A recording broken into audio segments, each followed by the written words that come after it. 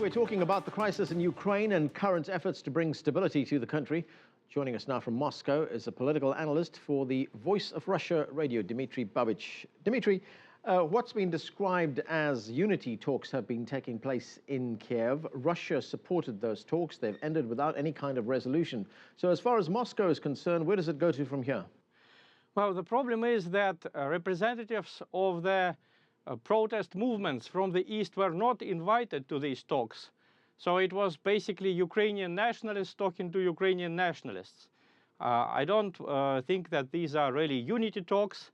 And Moscow was not quite happy with these talks because not only Moscow, but also citizens of Ukraine, especially in the east of Ukraine, they're not going to be happy about making a choice between Yulia Tymoshenko and Petro Poroshenko.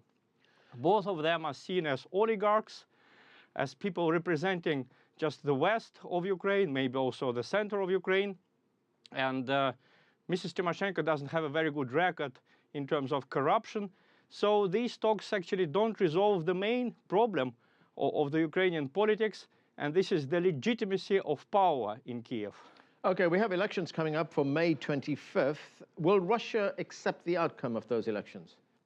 Well, there were some signals from Moscow that some kind of legitimacy is better than no legitimacy at all.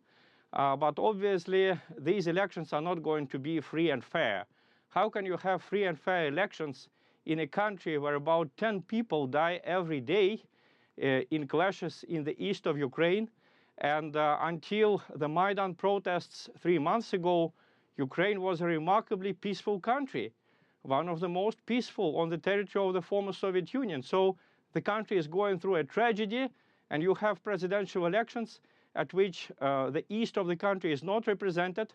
There were two candidates from the east, Oleg Tsaryov and Mikhail Dobkin. Both were physically attacked and beaten in Kiev just 2 weeks ago. One of them took off his candidacy after that. The other one is deprived of a chance to address nationwide audience via Kiev television. So these are not going to be fair elections. You know, we're led to believe that President Putin has a great deal of influence over those pro-Russian separatist rebels who are in the east of Ukraine. But when they held those referenda on May 11th, calling for a separatist movement in Ukraine, the Russian President Putin, he said that he didn't want that to take place. He asked them to cancel them, but they went ahead with the referenda anyway. So has he lost influence though, or does he have influence in the first place? Well, people in the east of Ukraine respect Putin, but it's not Putin who is dying right now under the bullets of the Ukrainian army and the so-called National Guard. Putin is not going to be living in the east of Ukraine.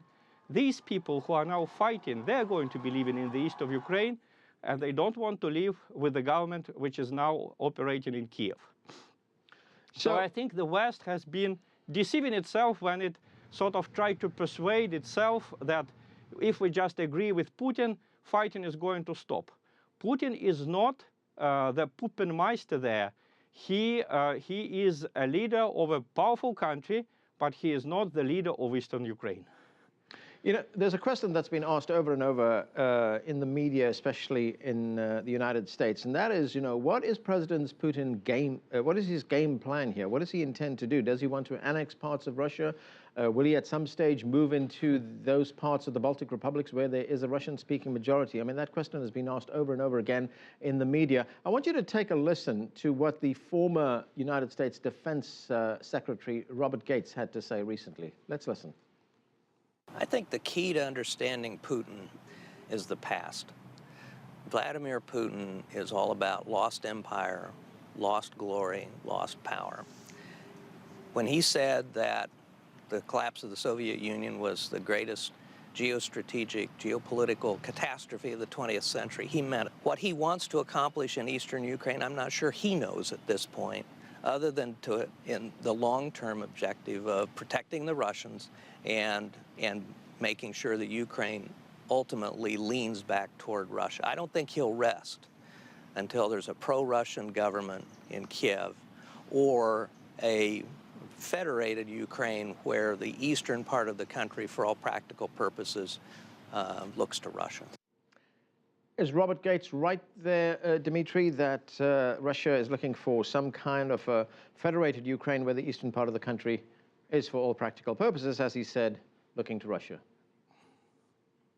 Well, I think Robert Gates has been wrong all his life long. I remember him being the defense secretary in 1991, and at the time he didn't predict the fall of the Soviet Union. He thought it was all a propaganda ploy. He has absolutely no talent for predicting the events.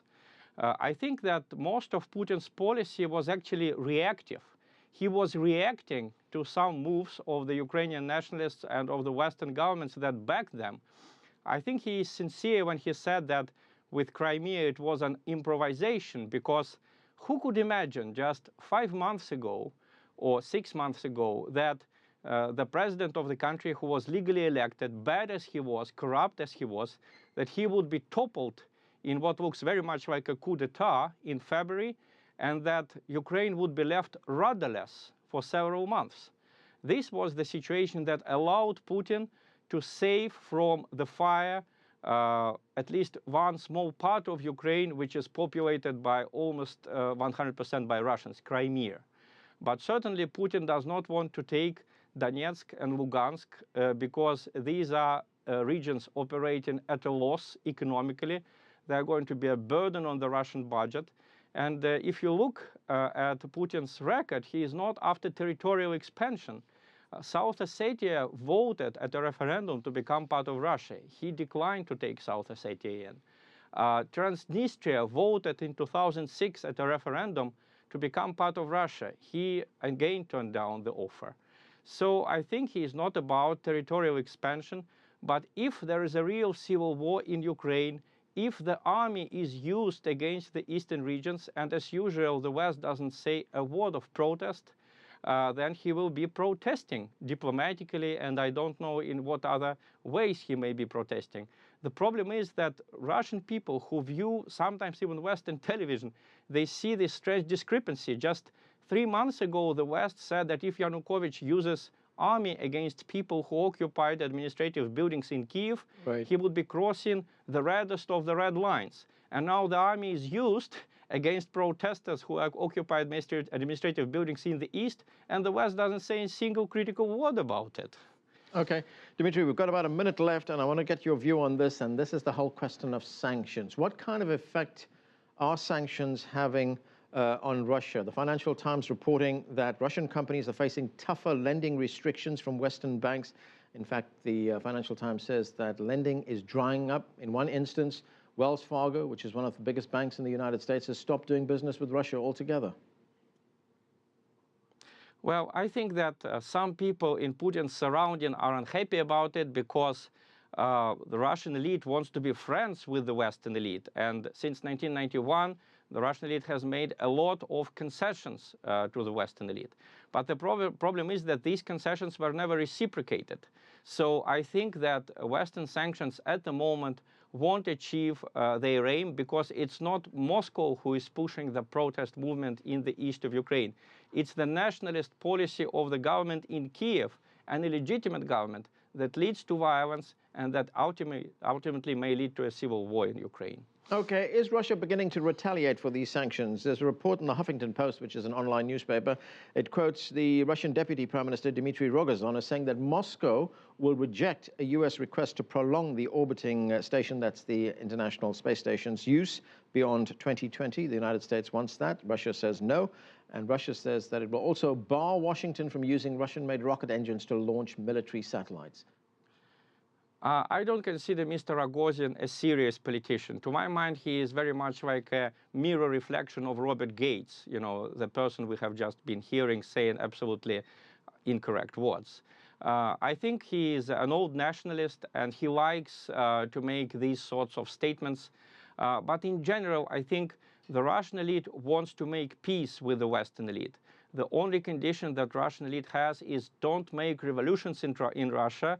Don't try to do to Russia what you did to Ukraine. Ukraine is going through a tragedy. Russia doesn't want to go through a similar tragedy, and this is the only condition. I think the Russian elite is ready to forgive Mr. Obama and the European Union. They are ready to forgive and forget.